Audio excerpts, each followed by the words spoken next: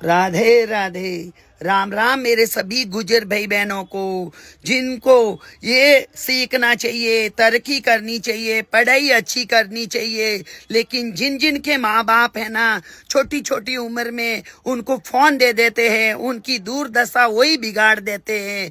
छोटी बच्चियों को फोन देके ऐसा नहीं कहे कि बेटी ले लीजिए फोन ले हो, ऐसा कह के आप ही उनकी जिंदगी बिगाड़ते हो। मेरा ये वीडियो यदि आपको अच्छा लगे, आपके बच्चों बच्ची को सुधारना चाहते हैं, तो पहले ही आप सावधान हो जाइए। फोन दे के आप खुश मत होना, क्योंकि आजकल सोशल मीडिया में क्या क्या होता है ये आपको नहीं पता है। आप फोन तो दे देते हो क्षण भर के लिए, लेकिन उस फोन में क्या होता है आप नहीं जानते। आप अपनी बेटी को खड्डे में धकेल रहे हैं, फिर घर छोड़ के भागना पड़ता है। इसलिए